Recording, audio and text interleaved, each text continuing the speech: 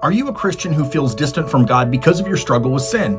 Like there's things you know you shouldn't do, but you keep doing those things and you promise God you're going to stop and you try really hard, but the harder you try, the more you fail and give in to the same old temptations. So it makes you feel dirty, guilty, ashamed, and distant from God. And you feel like if you could just get over that stuff and not do it anymore, that maybe you could get close to God again.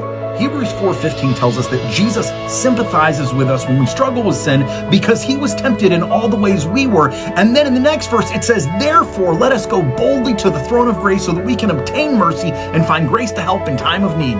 It doesn't tell us that when we're struggling with sin, we need to go sniveling and groveling before God's throne of judgment and hope that he doesn't squish us.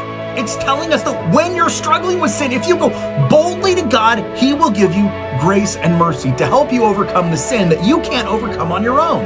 2 Corinthians 3 teaches us that as we spend time in the presence of God, he transforms us and makes us more like Jesus. Your actions have nothing to do with your standing before God. Ephesians 1:6 tells us that God makes us acceptable to himself through Jesus.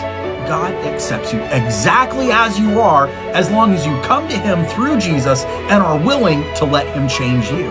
God doesn't want you to stay in the struggle with sin that you're having or continue to try and fight it on your own because you'll always fail. He wants you to turn to him so that he can turn you from sin and pull it out of your life.